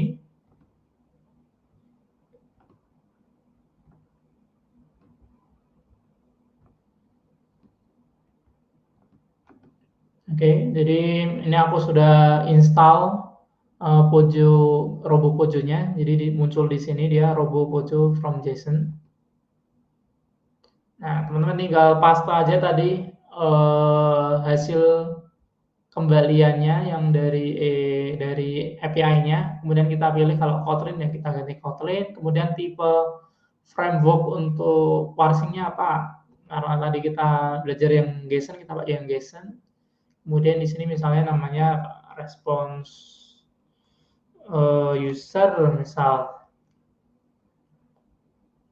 Kemudian tinggal kita generate. Oke. Oh, di sini sudah jadi, sudah ada. Nah, nanti dia akan otomatis jadi bikinin kelas sesuai dengan UI tadi. Oke, mantap kan? Jadi kita nggak perlu bikin satu persatu kelasnya, kemudian kita tandain pakai serial list satu persatu, tapi cukup tadi memasukkan ke dalam RoboPojo Generator, maka kelas untuk parsingnya ini udah otomatis jadi gampang banget ya. Yang perlu diperhatikan adalah misal kalau kita ambil data rating gitu ya, mungkin data yang ada di dalam tadi cuma 4, 5, 3 gitu aja, nanti dia akan bacanya sebagai integer ya. Padahal mungkin ada data setelah 10 itu misal ada 4,2 yang bentuknya titik koma ya, 4.2 yaitu 4,2, ya itu berarti harus kita ubah jadi double seperti itu ya. Yaitu beberapa case ya yang sering terjadi kalau kita biasanya pakai RoboPojo Generator. Jadi dia menyesuaikan dengan tipe data yang kita masukkan saja. Oke, jadi mantap banget menurutku ini dulu ketika tahu pertama kali. Wow, itu ya bisa seperti ini, nggak perlu nulis satu persatu lagi, semuanya langsung terjadi. Sungguh nikmat. Oke, itu gambarannya tentang penggunaan RoboPojo Generator. Tentu ini nanti akan membantu banget buat teman-teman ketika masuk ke submission kedua. Nah, selanjutnya cara untuk konfigurasinya ya. Jadi misal tadi kita punya data API seperti ini dengan base URL request in API/user dengan parameter page 1. Nah, secara kodenya seperti apa? Yang pertama kita perlu bikin interface dengan nama bebas sebenarnya. Contohnya di sini API service gitu. Kemudian di sini kita kasih anotasi sesuai dengan metodenya, apakah get ataupun post. Kemudian path-nya ini yang hijau ini ditaruh di sini. Nah, kemudian di sini kita bikin fungsi namanya bebas. Kemudian untuk parameternya kita masukkan ke dalam add query. Misal di sini page berarti ya masukkan di sini page. Tipenya. Dan ini tipe kembaliannya. Kemudian bagian base URL kita taruh di sini. Ketika kita bikin instance-nya retrofit, kita kasih base URL-nya namanya apa? Misalnya di sini https://in. Nah, kita taruh sini. Kemudian tadi converternya JSON-nya itu kita taruhnya di bagian ini, add converter factory. Kalau kita pakai JSON berarti JSON Converter Factory. Kalau kita pakai yang lainnya ya tinggal panggil aja Mosi Converter Factory atau yang lainnya. Setelah selesai kita create sesuai dengan interface yang sudah kita definisikan di sini. Setelah selesai, maka kita bisa, oh enggak, belum. Ini contoh yang lainnya terlebih dahulu ya, untuk beberapa metode yang bisa kita pakai ketika kita menggunakan retrofit. Misalnya kalau kita ingin memasukkan token, tinggal kita tambahkan add headers di sini, kemudian authorization, titik 2, tokennya masukkan ke dalam sini. Ya, seperti itu caranya. Atau kalau kita ingin memasukkannya di dalam parameter ya, karena tokennya dinamis, kita juga bisa memasukkan di dalam sini add authorization. Selanjutnya, ini adalah contoh ketika kita ingin mengubah bagian path-nya dengan data yang dinamis. Ya, kita ganti pakainya add path, menggunakan kurung kurawal ini nanti akan terubah sesuai dengan yang ada di dalam sini. Karena ada beberapa API yang modelnya seperti ini ya. Jadi dia nggak pakai parameter, tapi pakainya path seperti yang ada di sini. Next, untuk yang post, yang tadi contohnya seperti yang kita contohkan di Postman, dia kalau tipenya form URL encoded ya tinggal kita kasih anotasinya. Kemudian untuk variabelnya kita pakainya add field nih. Jadi beda kalau tadi di sini pakainya add query. Untuk post kita pakainya add field. Next, selain itu kita juga bisa pakai multipart ini buat ngupload foto ya, biasanya ya ngupload file itu kita pakai multipart. Kita nggak pelajarin ini sekarang di kelas fundamental, tapi nanti akan kita pelajari lebih lanjut di kelas yang intermediate ya. Jadi nanti di kelas intermediate teman-teman akan belajar gimana cara ngambil data dari kamera ataupun dari media, kemudian ngupload ke web API menggunakan multipart. Ya, itu salah satu yang menarik dan sering dipakai juga ketika kita bikin aplikasi ya. Nah, tadi setelah kita selesai bikin service-nya, udah bikin insert retrofit-nya, langkah selanjutnya tinggal kita panggil aja tadi fungsinya API service.getListUser misal, kemudian di sini kita enq ya. Enq ini adalah sintaks dari retrofitnya untuk melakukan proses secara asinkronus ya. Kalau secara sinkronus ada juga namanya execute kayak gitu ya. Jadi nanti hasilnya langsung di sini misal file response sama dengan client.execute ya gitu, karena dia langsung ya. Efeknya apa? Efeknya bakal ngeblok UI. Kalau nggak ngeblok UI ya berarti modelnya seperti ini, pasti ada yang namanya callback seperti on response dan on failure seperti ini. Baru nanti bisa kita ambil datanya.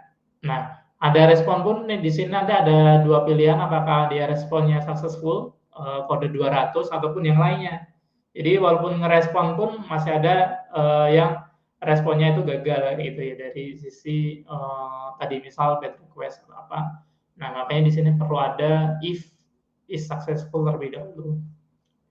Nah, dari sini kalau kita lihat kita langsung bisa mendapatkan data dalam bentuk list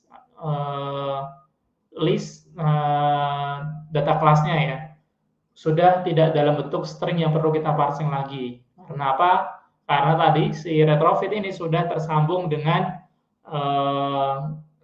si JSON-nya, di mana ketika kita pakai ini berarti sudah otomatis terparsing ketika sampai sini ya.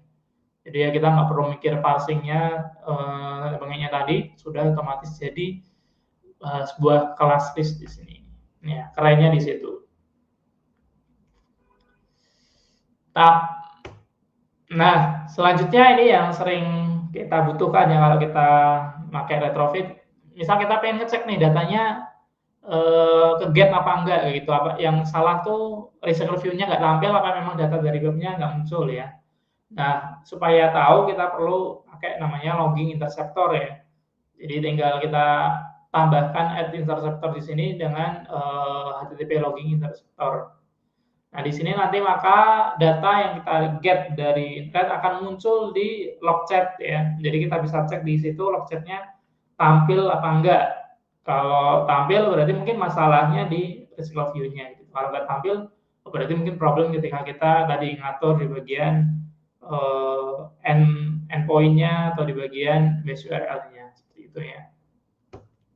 Ya, contohnya seperti ini hasil jadinya. Jadi bisa kita lihat data yang kita dapatkan di dalam log chat. Ya, ini sangat membantu sekali ketika kita ngecek kayak gitu ya. Problemnya di mana sih ini kok datanya nggak tampil? Ya, teman-teman yang perlu pertama lakukan adalah cek ini terlebih dahulu. Selain itu ada juga kita bisa ngecek menggunakan Chakr ya, Chakr. Ya, mirip seperti tadi, tinggal add interceptor, Chakr interceptor. Nanti bedanya apa kalau pakai Chakr? Nanti ada aplikasi khususnya, jadi kita bisa melihat dari secara sisi UI di sini, dia akan muncul di notif. Kemudian kita bisa ngecek nih request yang terjadi di situ apa aja. Kita juga bisa melihat respon datanya secara lebih detail gitu ya. Ya, ini tergantung teman-teman mau pakai yang mana, bebas untuk debuggingnya. Ya, pas jam 20.30 untuk materinya. Jadi kita lanjutkan ke sesi selanjutnya, yaitu sesi Q&A ya. Sebenarnya tadi sudah ada beberapa pertanyaan yang bisa kita jawab. Pertanyaan pertama dari Mas Herdiansyah Oktaviandi ya. Tanya Mas, bagaimana men-set API service untuk dynamic query parameter kalau pakai retrofit? Ya tadi, dynamic parameter berarti kan parameternya berubah-ubah kan ya. Ya tinggal kita pakai ini saja, get list user, add query page berapa gitu ya. Nanti kalau misal mau kita ubah page 1 ke page 2 kayak gitu ya. Ya tinggal di sininya kita ganti aja. 1 jadi 2 atau mau nambahin lagi tadi apa page size kayak gitu ya. Ya tinggal koma page size-nya mau berapa yang kita ambil seperti itu. Jadi intinya kita pakai add query seperti ini supaya kita bisa melakukan dynamic query ya. Semoga menjawab Mas Herdiansyah. Lanjut pertanyaan dari Mas Marsani Idris. Untuk load image dari internet, apakah sebaiknya menggunakan background treat juga, misal pakai coroutines? Jawabannya iya, karena itu berhubungan dengan internet dan pasti butuh proses ya buat nge-load image. Kita butuh melakukannya di background treat. Kabar baiknya adalah kalau kita pakai library seperti yang teman-teman sudah pelajari ya, kayak Glide, itu secara otomatis di bagian dalamnya mereka sudah melakukan prosesnya di dalam background thread. Jadi teman-teman nggak perlu susah-susah lagi kayak tadi pakai executors, pakai coroutine untuk memindahkan ke background thread. Begitu juga kalau teman-teman pakai retrofit ya, di sini juga kalau teman-teman nggak ada kode untuk berpindah ke background thread ya, karena itu semua sudah dilakukan di dalam retrofitnya secara under the hood ya. Jadi teman-teman tiba-tiba di sini udah jadi ya gitu. Makanya tadi di awal aku jelasin terlebih dahulu bahwa aslinya di dalam proses NQ ini dia ada proses buat memindahin ke background thread terlebih dahulu. Kemudian di sini di on respond ini sudah ke UI thread lagi. Seperti itu Mas Marsani. Ya, inilah kelebihan-kelebihan kalau kita pakai library, jadi lebih mudah. Tapi kadang ya itu tadi kita nggak tahu proses belakangnya, jadi kayak ada yang kelewat kayak gitu aja sih. Oke, seperti itu ya. Oke, pertanyaan selanjutnya dari Aditya Zakaria. Tanya, token itu fungsinya untuk apa saja di Android? Boleh dijelaskan? Oke, pertanyaan menarik. Ini akan dibahas lebih detail di bagian Android Intermediate, tapi tidak apa-apa aku jelaskan secara ringkas. Token dipakai biasanya untuk ketika kita pakai fungsi login kayak gitu ya. Jadi kalau kita login, biasanya kita dapat token, yaitu sebagai apa namanya identifier-nya kita ya, sebagai user ini valid apa enggak. Token itu juga biasanya bisa juga misal ada masa kadaluarsanya, jadi misal kalau udah lama tokennya udah nggak valid lagi, jadi kita aplikasinya akan logout kemudian masuk lagi. Ya, itu biasanya di mobile banking kadaluarsanya cepat ya, jadi berapa menit gitu udah keluar. Yaitu fungsi token ya, jadi buat memvalidasi bahwa yang nge-request nanti ke API adalah user yang benar-benar sudah login gitu. Seperti itu Mas Aditya, semoga menjawab. Next, pertanyaan dari Mas Gendarain Panjaitan. Mas, kalau mau manggil API refresh token secara otomatis ketika dapat respon token is expired, kira-kira implementasinya gimana Mas? Oh, mantap nih. Pertanyaannya udah advance. Ya, tinggal kita if aja. If di situ kita dapat dari sananya token expired kayak gitu ya, kita request lagi aja. Kemudian kita langsung dapetin tokennya, kemudian kita panggil lagi. Secara sederhananya sih seperti itu, Mas Gandarin. Kita kan bisa pakai if kayak itu dari sana responnya apa atau message-nya apa yang bisa kita gunakan sebagai percabun. Seperti itu, Mas Ganda. Lanjut dari Imam Syafi'i, tanya, bagaimana cara menguji retrofit service tanpa perlu memanggil endpoint REST API sebenarnya? Misal, untuk menghindari rate limit. Aduh, maksudnya gimana nih? Ya rata-rata harus diuji manggil endpoint-nya ya, entah itu pakai Postman maupun lewat Android, ya kalau kita ingin tahu hasilnya, ya kita harus request seperti itu ya. Jadi ya mau nggak mau, kita harus melakukan request untuk mengecek apakah hasilnya, sesuai apa enggak. Seperti itu sih menurutku Mas Imam Syafi'i. Kalau untuk rate limit kan teman-teman sudah diajarkan bagaimana cara untuk mendaftar, yang di, GitHub itu ya, GitHub Developers. Jadi ya tinggal manfaatkan aja itu. Lanjut dari Mas Farkos 11. Tanya, saya masih kesulitan dalam memahami baris kode pemrograman. Adakah saran atau tips agar lebih memudahkan kita membaca baris kode sehingga mudah dipahami maksud dan baris kode tersebut? Ya, cara paling gampang yang pertama jangan terlalu menghafalkan, karena sudah tidak untuk dihafalkan. Yang kedua yaitu, cara paling gampang adalah dengan melihat hasilnya ya. Jadi misal coba, teman-teman punya kode seperti ini nih, kemudian, dijalanin aja hasilnya seperti apa. Kemudian dirubah dikit, contoh paling gampang misal scale type ya, scale type di dalam, layouting ya. Kita coba nih, kita ganti tampilannya, scale type dengan mode yang lainnya, nanti hasilnya seperti apa. Oh jadinya seperti ini. Jadi kita tahu ini benar-benar, oh fungsi yang scale type ini nanti ngaruhnya tuh di apa, ngefeknya di apa, seperti itu sih. Jadi lebih enak kalau kita praktek ngelihat, perbedaannya gimana, caranya gimana, kayak gitu. Cara paling gampang untuk, kita tahu dia fungsinya buat apa ya. Kadang kalau kita mungkin kodenya banyak gitu ya langsung copy paste, ya kita kadang bingung gitu, coba aja diubah-ubah gitu. Misal kalau sebelah ini aku ganti nih jadi seperti ini, ngaruh nggak kayak gitu. Nah itu yang biasanya aku lakukan ya supaya tahu ini fungsinya sebenarnya buat apa sih kode ini kayak gitu. Seperti itu Mas Farkos, semoga membantu dan lebih mudah Mas Farkos buat memahaminya. Lanjut dari Mas Yusron. Tanya, kalau pakai header-nya ditulis di setiap request ya Mas atau sekali saja? Oke, yang ini tadi ya.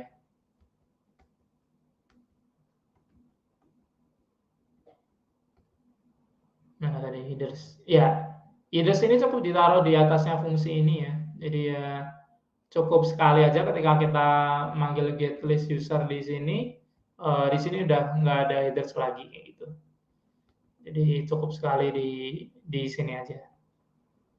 Seperti itu, di setiap fungsinya. Sebenarnya ada mekanisme lain ya, misal kita pengen menaruh, token ini di setiap fungsi, yang ada di retrofit, itu pun bisa. Jadi nanti kita perlu memodif di bagian sininya, di bagian retrofit instance-nya. Teman-teman bisa cari aja, add authentication di retrofit instance, mungkin seperti itu. Supaya di setiap kali fungsi, udah otomatis gitu ya, itu ada authentication di header-nya. Itu ada dan bisa dilakukan Mas Yusuf.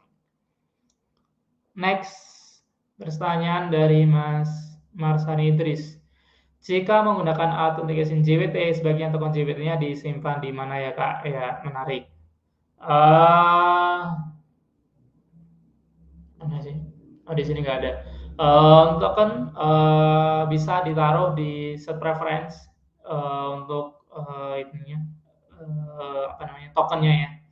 Jadi nanti kalau mau request bisa pakai itu lagi. Biasanya sih yang sering dipakai itu, tapi mungkin kalau ada best practice lain aku juga kurang tahu. Tapi yang biasa aku lakukan sih itu sudah cukup itu untuk naruh. Tapi jangan lupa kita encrypt juga set preference-nya. Kalau teman-teman belajar nanti di bagian set preference buat nyimpan yang simple-simple itu juga ada enkripsinya supaya lebih aman. Seperti itu ya. Mas Marsani. Oke, apakah ada pertanyaan lagi?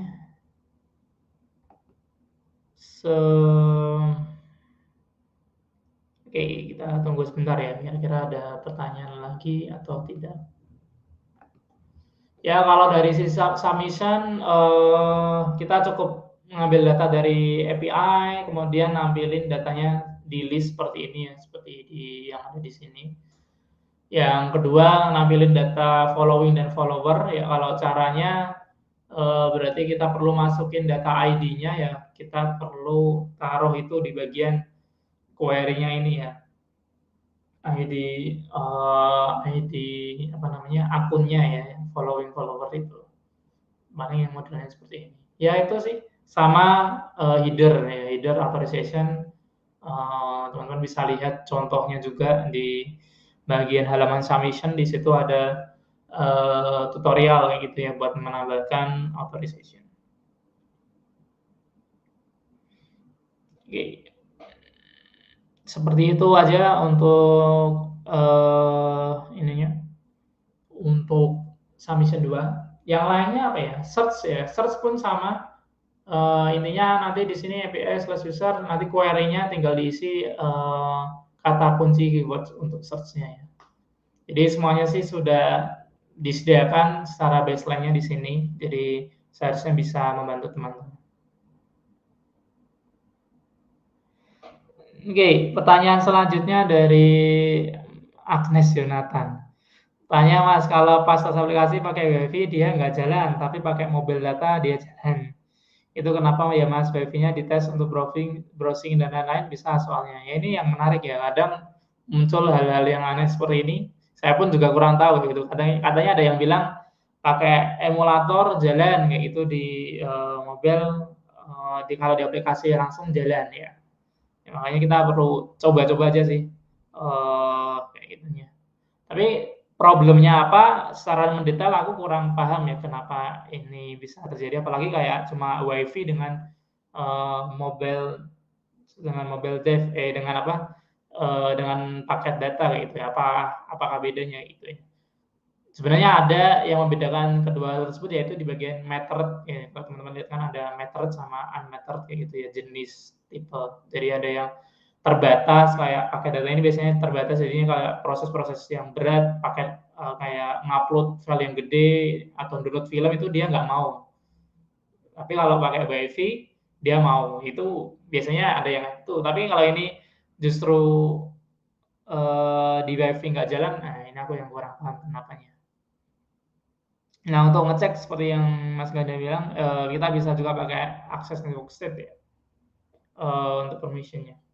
Tapi access network state itu hanya buat kita supaya tahu ini dia WiFi atau mobile paket data gitu, bukan lebih ke kalau mau pakai WiFi harus pakai permission ini nih, kayak gitu enggak. Sebenarnya cukup pakai internet aja. Kalau access network state itu buat tahu statusnya, state-nya. Apakah ini WiFi atau apakah ini apa tadi data gitu. Seperti itu sih. Oke, pertanyaan selanjutnya dari Mas Adrianto. Tanya Mas, maaf kalau melenceng, kalau di sini kan kita belajar manggil API-nya. Nah, kalau kita pengen buat API-nya biar bisa dipanggil app lain gimana ya? Wah, ini cukup menarik, yaitu pelajarannya ada di kelas backend.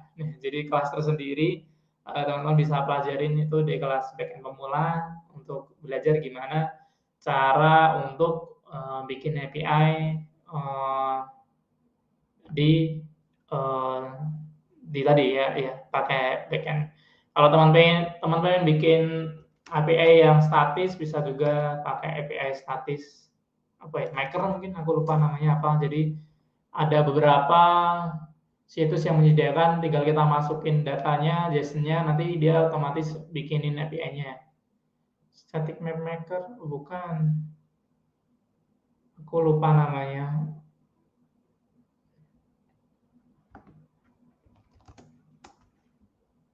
Static ya, Redbean mungkin ya. Jadi tinggal kita masukin JSON-nya, ya itu udah langsung dia otomatis generate bikin API. Tapi ya statis kayak gitu ya, hanya data-data yang sifatnya mungkin cuma nggak bisa berubah-ubah kayak gitu sih. Seperti itu, Mas Adrianto. Jadi ada di kelas backend kalau ingin tahu gimana caranya. Next ke siapa nih? Arif Surya.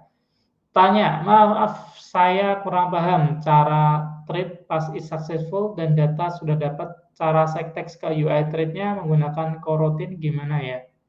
Oke, yang bagian ini ya. Ya ini kan kita sudah dapat list ya. Jadi ya bisa langsung aja kita masukin ke adapter kalau yang di sini. Dan kita nggak perlu pakai coroutine lagi di bagian apa namanya, di bagian retrofit ini karena dia sudah otomatis dilakukan di background trade kayak gitu. Kalau mau pakai retrofit yang X, maksudnya apa namanya, pakai coroutine, ada lagi tutorialnya di modul. Bedanya dia nggak ada fallback ya kalau di retrofit, jadi langsung di bawahnya ada yang dicontoh nanti di bagian belakang-belakang ketika teman-teman belajar tentang apa ya, news app ya. Di situ ada contoh ketika kita pakai retrofit plus coroutine, plus coroutine-nya. Jadi nggak ada callback, tapi langsung di sininya kita bisa langsung dapetin data list-nya. Bedanya cuma itu, tapi secara urutannya ini masih sama, jadi kita nggak perlu pakai mindahin ke background tree terlebih dahulu, karena itu semua sudah dilakukan otomatis oleh si retrofit-nya. Jadi set text ke UI-nya, misal kalau di sini datanya bisa langsung kita ambil ya, misalnya TV user.text sama dengan list user, misal get data ke 0 name kayak gitu misalnya. Cukup seperti itu Mas Arif Surya buat dapetin data yang udah sampai is successful ini. Next. Oke Mas, sudah dijawab. Oke sip, berarti sudah. Oke, masih ada lagi nih pertanyaan. Dari Mas Marsani Idris, kenapa penggunaan retrofit masih perlu menggunakan JSON lagi? Bukankah respon retrofit sudah berupa format JSON? Mohon koreksi jika salah. Smile. Oke, perlu teman-teman tahu kalau kita pakai retrofit, aslinya kembaliannya nggak format JSON yang maksudnya list kayak gitu ya. Aslinya ya cuma string aja kalau kita nggak pakai tadi JSON converternya. Jadi ya makanya ini kayak biasanya kita sudah satu paket, kalau mau pakai retrofit ya sekalian JSON converternya gitu. Kalau nggak pakai ini kembaliannya apa di sini? Kembaliannya di sini bentuknya ya JSON object atau string, aku lupa karena nggak pernah pakai juga tanpa converter gitu. Jadi ya sendiri-sendiri dan itu diintegrasikan di dalamnya. Seperti itu Mas Marsani. Tapi di sini kita nggak perlu kode untuk JSON yang mana sih tadi? Ya, udah nggak perlu kode ini lagi from JSON ini, tapi itu sudah dilakukan di dalam retrofit-nya ya. Jadi kita sudah langsung dapat list-nya. Seperti itu Mas Marsani. Semoga menjawab.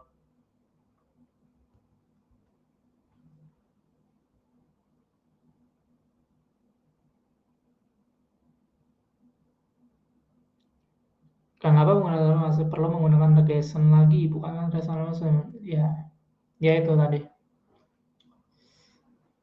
Jadi dari retrofitnya memang sudah jadi JSON dan JSON dilakukan di dalamnya, makanya kita perlu cukup library-nya sama tadi add converter-nya aja. Kalau kembaliannya sudah dalam bentuk list. Oke, ada lagi pertanyaan.